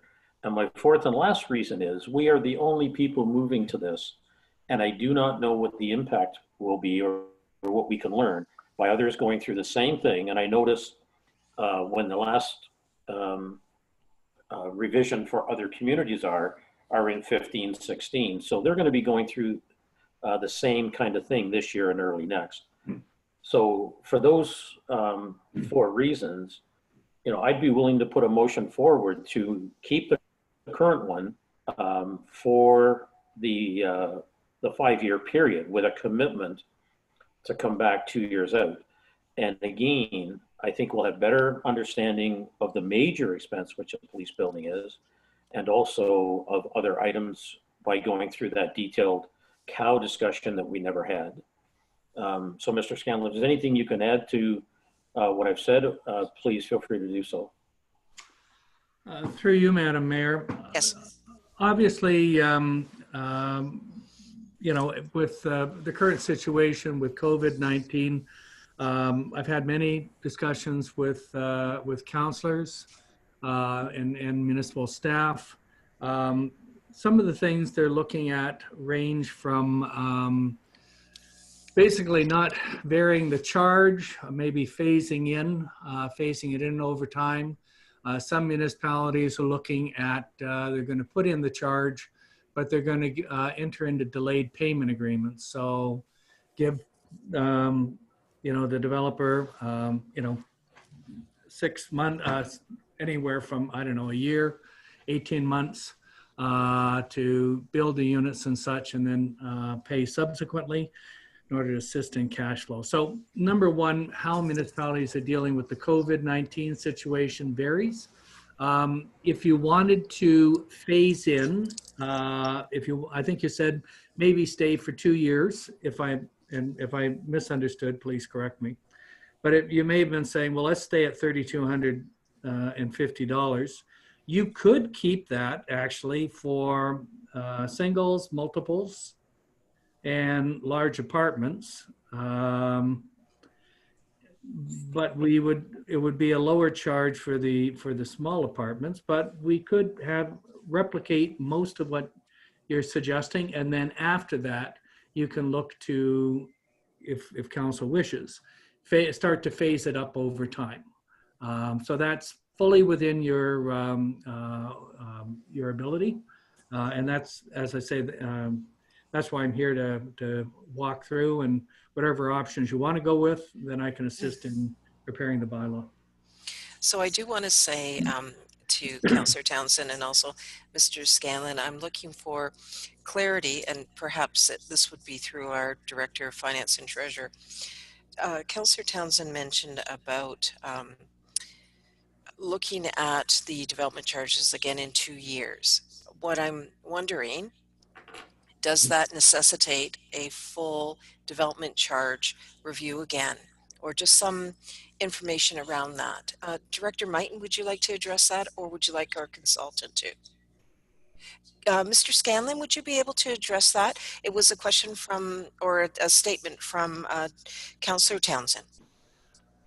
My pleasure. So what I think we touched on this even at the public meeting. If the bylaw can go as long as 5 years, so that we can we can set up the charge in such a way, or set up the bylaw, so that you can continue on with the charge, and then if you wish to increase it, you can amend the bylaw without having to do a full-blown background study like we've done. And I've set this up for other municipalities by putting in this chart of the charges. So we would have in the scheduled rates, we would have these charges as, I think right now it's in Schedule B of the bylaw. But we then put in a clause that says, for the first 2 years, the charge will be whatever it is, 50% or 55% of the rate shown on Schedule B. So year 1 is 55%, year 2 is 55%, and then year 3, we could keep it at 55% as well. If you want to increase it after, then all we need to do is to have a staff report to increase those percentages. So you don't have to do a full-blown study like we do. You've already put the rates into that bylaw. You just have a clause basically that says, of that amount that's calculated, this is what we're going to charge during this time period. Hopefully that's clear enough, Madam Mayor. Okay, thank you. Councillor Townsend, you have the mic still. Thank you. Yes, I did consider a phased in, but I am not comfortable enough with the numbers, to be honest, or some of the assumptions behind it. Leaving it flat with a commitment to review 2 years out means if we are finding there's a shortfall in our recovery, we can make a change. If we leave it high, there's less incentive or pressure to actually do that review and just let it sit, whether intentionally or otherwise, which is why I said keep it the same and then have a commitment of the 2 years. And I also understood from your earlier comment or our last meeting, Mr. Scallion, about we wouldn't have to go back through the whole thing. We would just plug in, say, different numbers in our calculation and come back with a revision, bylaw amendment, to substitute the numbers of staying the same in the third, fourth, and fifth years. So that was why I was going there. And as far as the assumption of that you mentioned about going forward and you could do a bylaw flexibility, I did understand that, and I did agree with the fact that you could do that. Just to be clear, so my position is I'm really uncomfortable that we have not done the proper review. The numbers seem huge from an increase, and if I was doing business here, it doesn't matter what we calculated 5 years ago, it's what we're charging now. And someone decided back then to do a 33% discount, and we're stuck with that. We're stuck with the fact that that existed. And to do an 80% increase in my mind is not viable, whether COVID is there or not. You notice I didn't mention COVID because I believe even if we did something or we didn't have COVID, I have exactly the same opinion. It's way too high. And similar to the way we started with our budget, we spent the time, we went back, we did the right thing, and I think that's what we need to do here. So I would still put through the motion as I did, Madam Mayor, just to be clear. Yes, do you want to state your motion again? Councillor Townsend, please. Yes, basically I'm okay with the general wording, but specifically the area I'd like to see changed is the table, which basically says it would be $32.50 all 5 years with a commitment 2 years out to be able to, based on our further review of the facts and experience with the new bylaw, that we would review it and if necessary, revise the third, fourth, and fifth year amounts. Thank you. Thank you for that. Is there a seconder for this motion? And I would be looking for a check mark. Councillor Hergert, are you seconding this motion? Yes, I am. Thank you for that. Clerk Turner, I see an indication that you would like to say something. Please proceed. Thank you. This question is directed to Mr. Scanlon. Certainly if the single detached remains at $32.50, the others, such as apartments, have to be decreased proportionately. Is that correct, Mr. Scanlon? Not necessarily. We've calculated the rates. You can see that all of the rates except for the bachelor have come in higher than your current $32.50. So it is at your pleasure to pick, as long as your rates are lower than what we've calculated. I don't believe there's an issue. If you wanted to set that $32.50 as the single and then wanted to prorate, we could do something with that if so directed. Okay, thank you. Clerk Turner, was there anything further? So I understand that. So yes, the multiples apartments, 2-bedroom, could be reduced to $32.50, but the apartment bachelor 1-bedroom would not be able to be increased to $32.50. It would be a maximum $27.77. Mr. Scanlon? Through you, Madam Mayor, yes, that's correct. Okay. Director Mighton, anything before I go to members of council? No? All right. Councillor Hergert, please. I was curious if our Director of Infrastructure and, I was curious if our Director of Finance and Treasury was able to comment, or Mr. Scanlon comment on the recovery. So have we been able to track any data to say that we are recovering enough or not enough? We have reserves, so to me that indicates yes, but it also looks like there was a penalty because we had money in reserves, so it decreased our calculations. So Director just a Mighton. comment on cost recovery if we can. Yep. Director Mighton first. Yeah, part of the determining the new study is they have to take our balances of the previous whatever reserve balances we have left. So I don't know that I would use the term penalty, but those do need to be taken into consideration, because if we have balances there that we've already raised monies for, that should be reflected in the study, and it needs to be. As far as recovery, it's variable. It depends on, you know, if the study has an estimate of however many homes, if we don't hit those variable targets, we haven't raised all that money. So it's a, you know, it's a moving target, but I haven't done, you know, looked at it to say what the study said 5 years ago with where we're, what we collected in total over those 5 years. If council directs so that if that's necessary, then we can pull that information, but I haven't done that, no. Okay, before I go to you, Councillor Hergert, I wondered if Mr. Scanlon wanted to also provide a response to that, and then I'll come back to you. Madam Mayor, I'm sorry, I missed part of the discussions. I've had a blackout at my home. So I've called through to Byron on my cell phone, and I'm now talking to you through Byron's computer. So I apologize for that. No, that's wonderful, because I say you're very resourceful. So I'm going to ask Councillor Hergert if she wouldn't mind restating the question, and then we could get a response from you. How's that? So That'd be great. Thank you.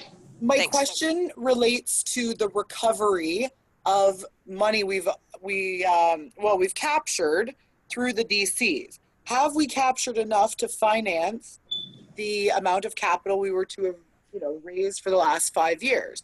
And so I thought if there's money in reserves, then obviously we have captured what we needed to.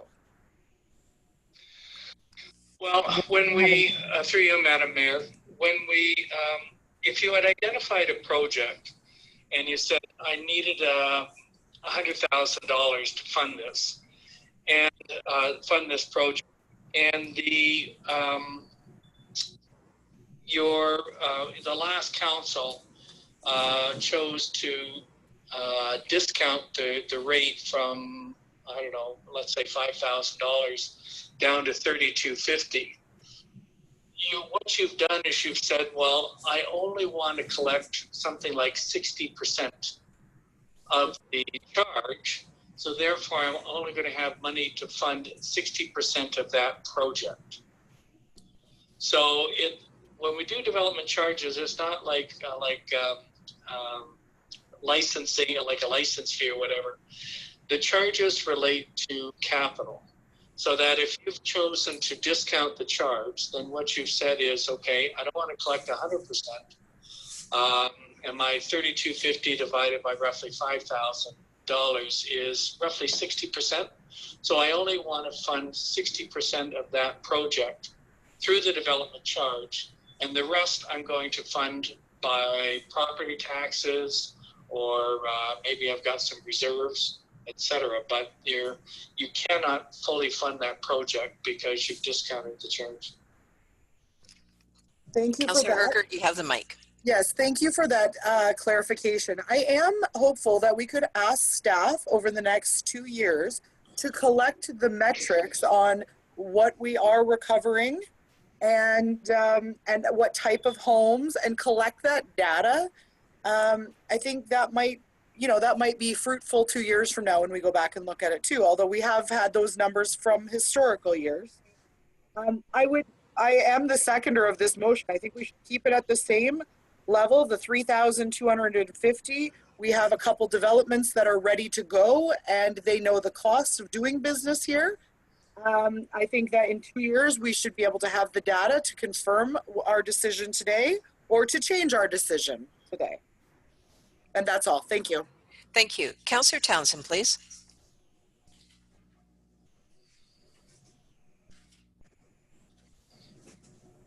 Yes, Councillor Townsend, thank you very much.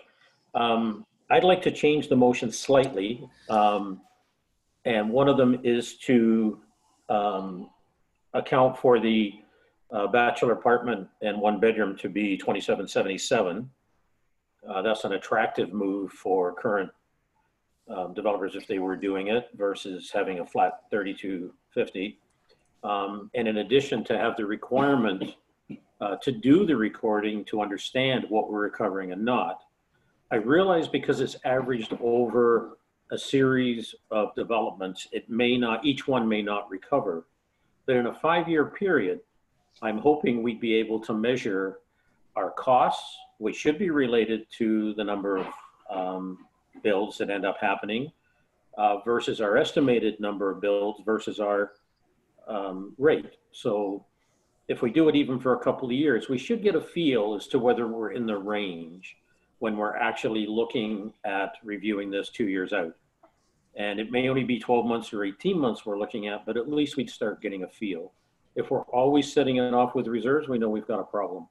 So those are the two amendments that I'd like to put into, one to address the requirement to have the bachelor apartments and 1-bedroom apartment to be lower at $2,777, and second, to actually require the recording so that we can demonstrate some statistical data to future developers when and if presented with a different rate as to why we're doing it. Costs do go up, I appreciate that, but we're not able to identify how we've done so far. So to go up 80% just doesn't make sense to me, and that's what we have to look at. Okay, thank you for that. Councillor Hergert, as the seconder, are you in agreement with that? The 1-bedroom reduced down to the 2,777. I think that does align with our priorities for having housing and rental housing available. So I definitely think that it's our goal as well. You know, part of setting the development charges is also to set our goal of development. So yes, I think that is quite agreeable, and I hope that we have more 1-bedroom and bachelor apartments. Okay, and you're good with the requirement for recording for the data? Yes, absolutely. And thank you to Carrie, who's done a tremendous job all along, but I'm looking for specific, you know, moving forward. Thank you. Okay, good. Councillor Hutchinson, please. Yeah, Councillor Hutchison here. I just have a couple of statements, more or less, rather than maybe questions. But Okay.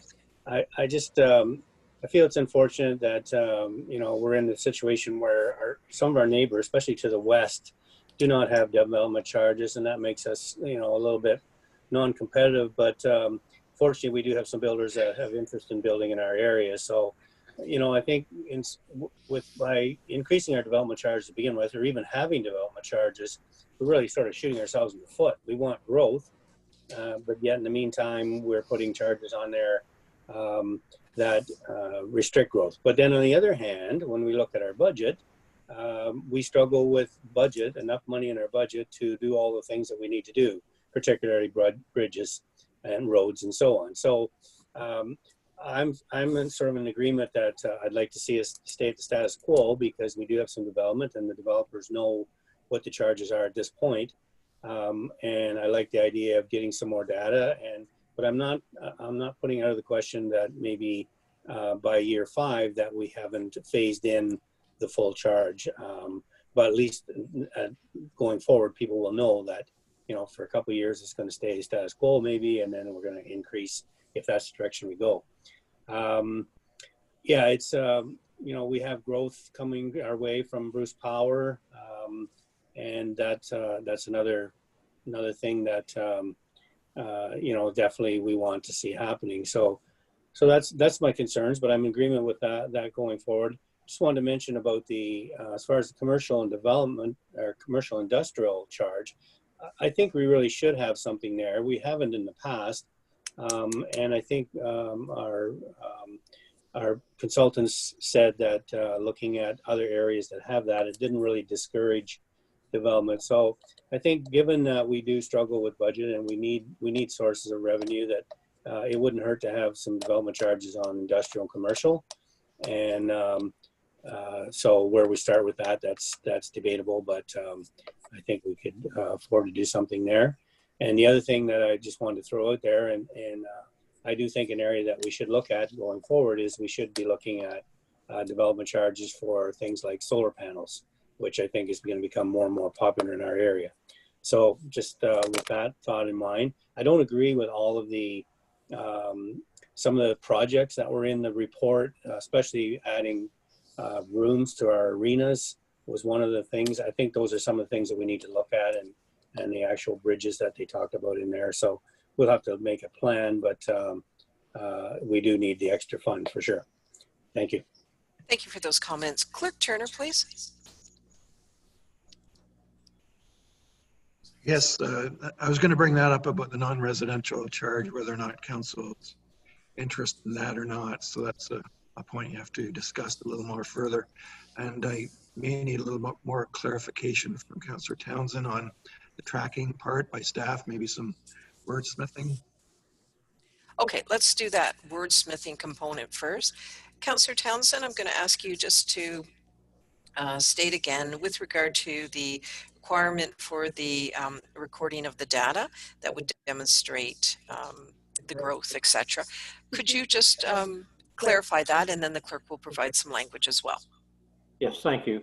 My suggestion is that we are actually capturing the costs for a project. So for example, we've approved a few lately, right? We're moving forward on Forest Creek and we're moving forward on Sunvale.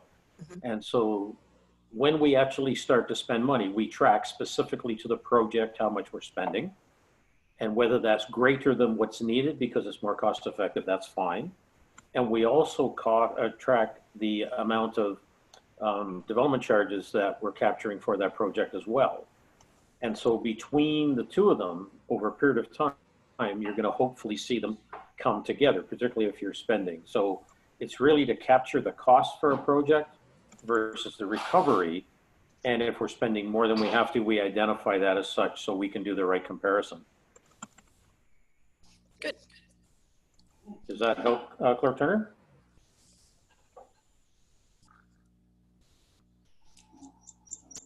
You have a motion, and I may need further clarification. Obviously, again, the non-residential hasn't been determined, but I will. Has there been a second? There hasn't been a second. Yeah, it's moved by Councillor Councillor Townsend, seconded by Councillor Herger. Do you want to read the motion as you have it, and I'll ensure that the mover and seconder are okay with the wording? So be resolved that the Council of the Municipality of West Grey hereby directs Watson and Associates and staff to prepare a development charges bylaw for consideration for passing during the April 28th, 2020 special council meeting, as discussed during this evening's council meeting as follows, and for staff to capture the cost for eligible development charge related projects and amount of development charges realized. So then for single and semi-detached dwellings, $3,250, multiples $3,250, apartments 2 bedrooms plus $3,250, apartments bachelor and 1 bedroom $2,777. I hope that's correct. Councillor Townsend? That's perfect. Thank you very much. Thank you. Councillor Herger? Yes, I'm good with that. Okay. Anything, Director Mighton, that you wish to say? All right. Clerk Turner, you're good. I'm looking for any other comments or questions with regard to this motion, starting with Councillor Hamilton, please. Thank you, Mayor Robinson, and thank you for this conversation. So just reflecting on, I can support not changing our development charges at this time because of the pandemic and the significant pressures that's causing for everyone in our community. So you have my support on that. I also recognize that as a community, we know that development charges are reviewed every 5 years. This isn't unexpected, and that costs go up every year, whether it's wages or materials in all of our sectors. And for 10 years, our development charges have been at a fixed rate. So I do think it's most appropriate that we do consider the advice of the consultants and be looking to increase our development charges when it's the right time. And right now is not the right time. I did see in the report that the consultant mentioned 11.38 million of projects over 5 years, of which 2.58 million could be recoverable from development charges. So that's about 22%. And I know as we go through budget, one of our favorite questions of Director Mighton is, can development charges assist us with that? So I think it's, it's not just about attracting development, it's about why people move to our community, and that's because of the infrastructure we have in our community. And I picture it like a scale, taxes on one side, development charges on the other. We're trying to strike that right balance. I do have a question for the consultant. So the new proposed rates have been stratified, I think was the word, into single and multiple apartments. So if we keep that $32.50 for the next couple of years, and we have the reduced rates for the smaller apartments and special care as well as one of them, are we actually then collecting even less development charges than for the next 2 years? Does that make sense? Yeah, it's a good question. Okay. Mr. Scanlon, please. Through you, Madam Mayor. I guess it depends on what units you have. If they're all single family, you'll probably collect the same amount of money that you are currently, because we're reducing the charge to $32.50.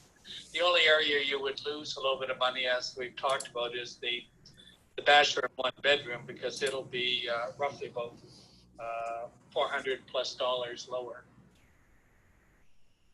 Mm-hmm. Okay. Yes. Thank you, Mayor Robinson. Oh, you're welcome. So nothing further then, Councillor? No, thank you. All right, you're welcome. Councillor Townsend, please.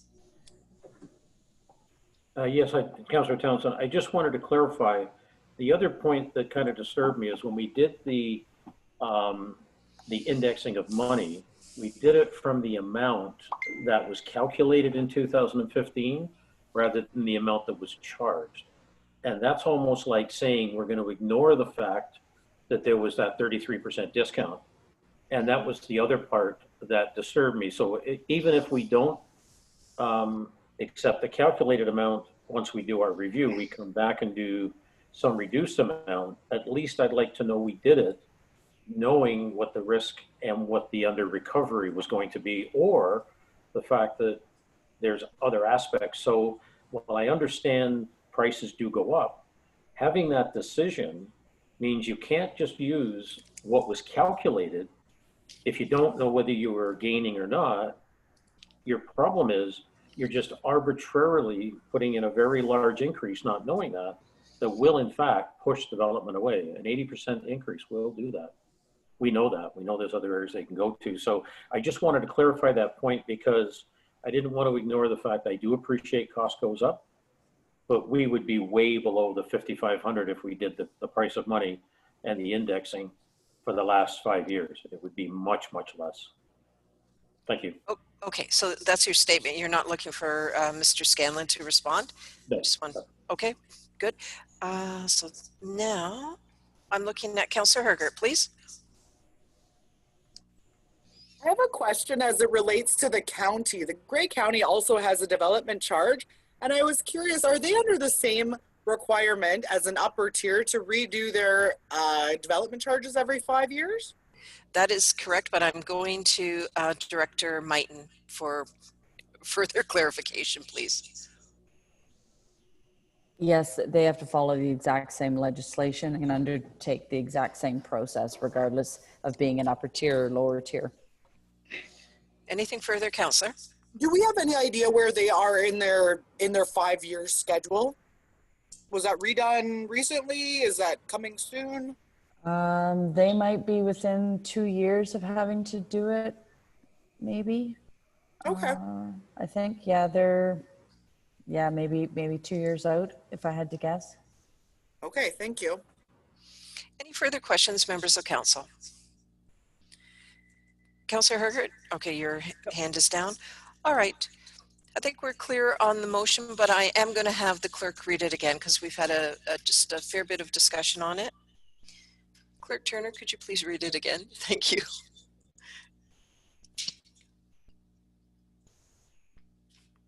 Moved by Councillor Townsend, seconded by Councillor Hergert.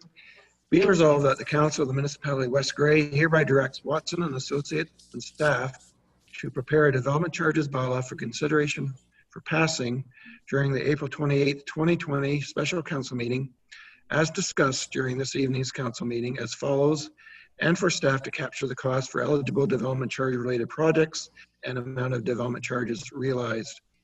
Single and semi-detached dwellings, $3,250, multiples, 3,250, apartments 2 bedrooms plus, 3,250, apartments bachelor and 1 bedroom, 2,777. Again, I don't know if council has completed their questions regarding the non-residential charge. If they're not including that, it certainly isn't in the resolution. So I assume this is how it's been moved and seconded.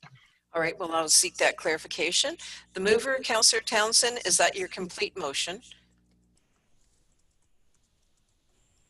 Yes, it is. As Councillor Townsend, yes, it was. I was assuming we would keep the industrial the same as well, particularly because of the issues of COVID-19, because we're going to want them to rebuild, et cetera. Thank you. Councillor Hergert, are you satisfied with the wording of the motion? I am satisfied, and I would like just, you know, the same data that we're collecting on residential. I would like that for non-residential. Okay, that's fine. All right. Any other comments before I call the question? All right, Councillor Hamilton. Thank you, Mayor Robinson. Just to double check, do we also have the special care rate in the motion?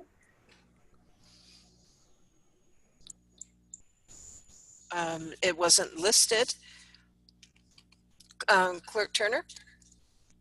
I didn't see it in the one table that Mr. Scanlon presented this evening. I did see it referred to in, I believe, the background study, but perhaps Mr. Scanlon can clarify that. Yes, Mr. Scanlon, please. Yes, through you, Madam Mayor. When we did the, there is a charge that we provided. We did show it if you do have access to the public meeting presentation. We had presented it on page 21 of that presentation. And the charge was a little bit less than a bachelor and 1 bedroom. The rate is $2,632. So about $140, $145 less than the bachelor and 1 bedroom. If you'd like me to include that as well, we'd be more than happy to do that.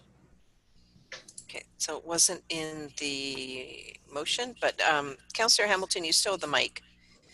Oh, thank you. I would friendly amend, I suppose, to include that as well. Clerk Turner, please, on the procedure. Your Honor, you could, or Your Worship, you could ask the mover and seconder to see if they would accept a friendly amendment. If not, then Councilor Hamilton could introduce an amendment to the motion formally. So I'm looking for a seconder for, oh yes, of course, yeah. Councillor Townsend, do you see this as a friendly amendment to your motion?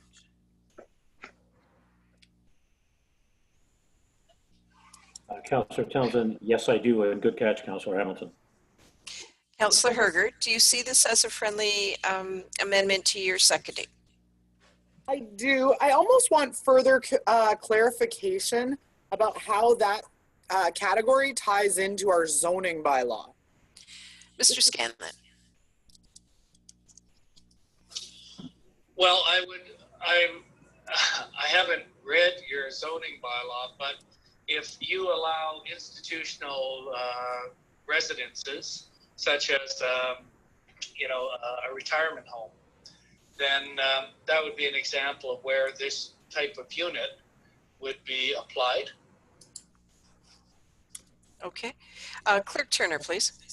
Mr. Scanlon, is there a definition for special care, special dwelling units within the bylaw that would be clarified? Sorry, I missed. Sorry, would the proposed development charges bylaw include a definition for what exactly is Yes, special that care? is in the draft. That is in the draft bylaw currently. For you, Madam yes, Mayor. thank you. Thank you for that clarification. So that would be identified. Okay, we're all good. We have the mover and seconder have incorporated this into their motion. So with that, I'm just going to take a moment to have the clerk include that in the motion and have it read again. But while he's doing that, Councillor Hergert, is your hand up? I was curious if this special care, special dwelling, and maybe this is a question for Lorelei, who would be on the planning zoning. Maybe Mark could chime in here too. Is there any, I don't see any designation about how large this special care or special dwelling unit would be, if it's our granny suite or a garden suite in zoning.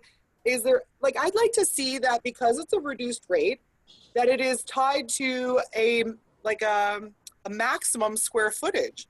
That way we could encourage small development as well. Clerk Turner, please.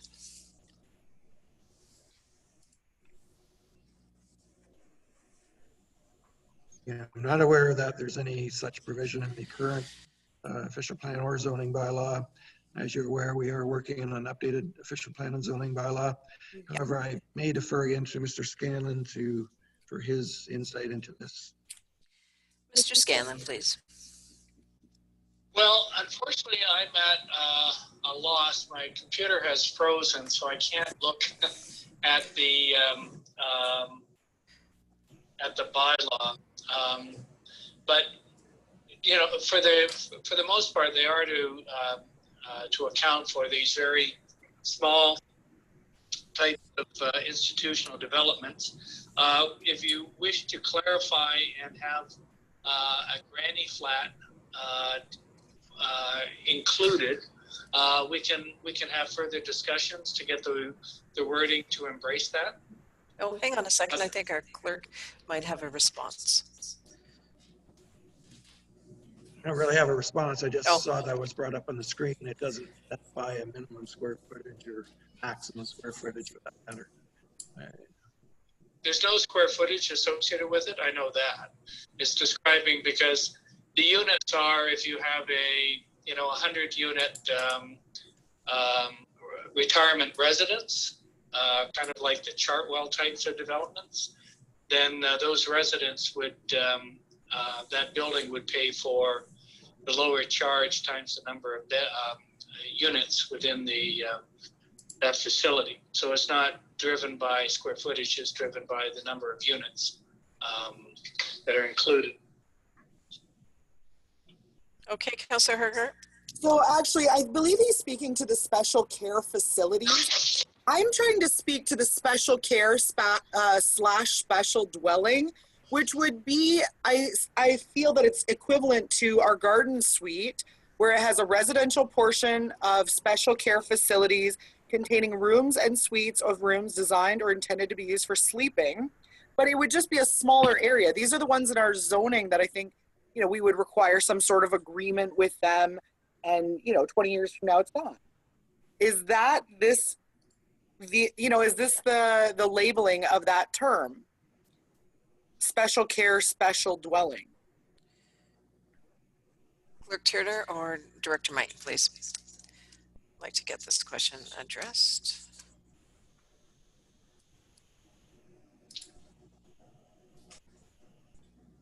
And further, honestly, I don't necessarily need the answer right at this moment. I just want to make sure that when we have this specific wording in our development charge, that it also correlates with our official plan and our zoning and all of that. So, I mean, if it doesn't have to be addressed right here, Councillor Hamilton is suggesting a reduced development charge.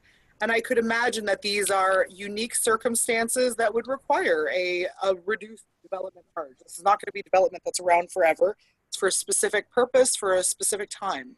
So I'm thinking this should really be in the official plan review. I think that's better placed for it. Clerk Turner? I'm aware that the planner and then the contracted planner, Mr. Davidson, as well as Ms. Spencer, are working diligently on the official plan and zoning bylaw update. I was talking to Mr. Davidson earlier today, and things are going well. So I think things will be coming forward reasonably quickly. So I think that item can be certainly mentioned and discussed at that point. Yeah, we are dealing with items that we want the official plan to deal with. I think we can add this to the list. Okay, Councillor Hergert, does that satisfy your question? It does, and I'm fine with reducing that cost. Okay, so we've had Can you the, get that, please? It's probably the alarm force. pardon me. Anyway, let's move on. Clerk Turner has read the motion. It's duly moved and seconded. Are there any more questions before I call the motion? I'm not seeing any. So on the motion, all those in favor signify with a check mark. All those opposed signify with an X mark.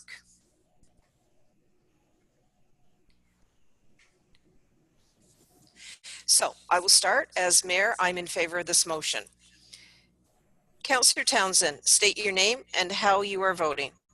Councillor Townsend, in favor. Councillor Hergert, state your name and how you are voting. Councillor Hergert, yes. Deputy Mayor Hutchinson, state your name and how you are voting. Deputy Mayor Hutchinson, in favor. Councillor Hamilton, state your name and how you are voting. Councillor Hamilton, yes. Councillor Hutchinson, state your name and how you are voting. Councillor Hutchison, in favor.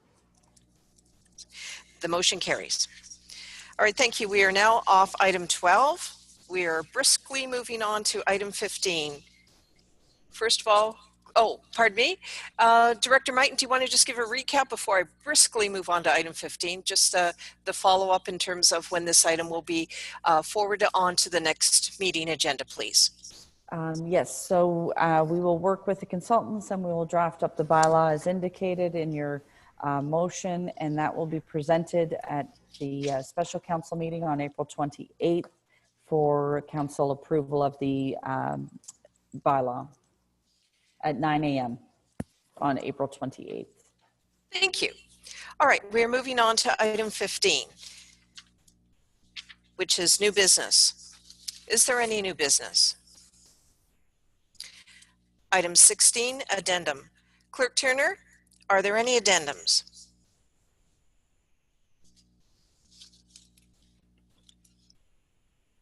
Waiting for your mic to be unmuted. There are no additional addendum items. Thank you. Item 17, notice of motion, direct motion. Are there any notices of motion or direct motion? Thank you. Seeing none. Item 18, which is closed session. Incomplete items only, that is an NA. Item 19, matters arising from closed session, incomplete items only, NA. We are now on item 20, question period. Supervisor Hewlett will manage this section. Are there any questions for our question period? Members of the public who wish to participate in the question period can share their name and ask a question by sending a message to myself, Cody Hewlett, Recreation Supervisor, using the chat function, which is located in the bottom right-hand corner of your screen. Questions will be placed in sequence in which they were received and read out loud. If you are joining us by phone and wish to speak directly to council, when prompted, you can raise your hand by pressing *9. Okay, we'll wait for a moment, see if there's anyone that has a question.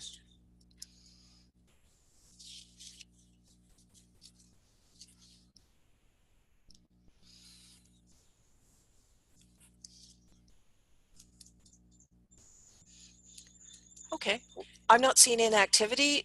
Supervisor Hewlett, are you seeing any activity on the question on the panel? Through you, Madam Mayor, I have not received any questions.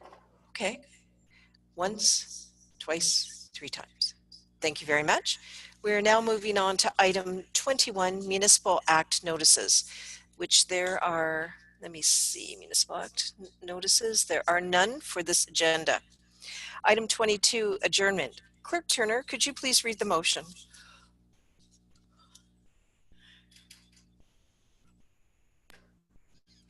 Be it resolved that we do now adjourn at 9:14 p.m. to meet again at the May 5th, 2020 to meet again at the April 28th, 2020 special council meeting at 9 a.m. or at the call of the mayor. Thank you.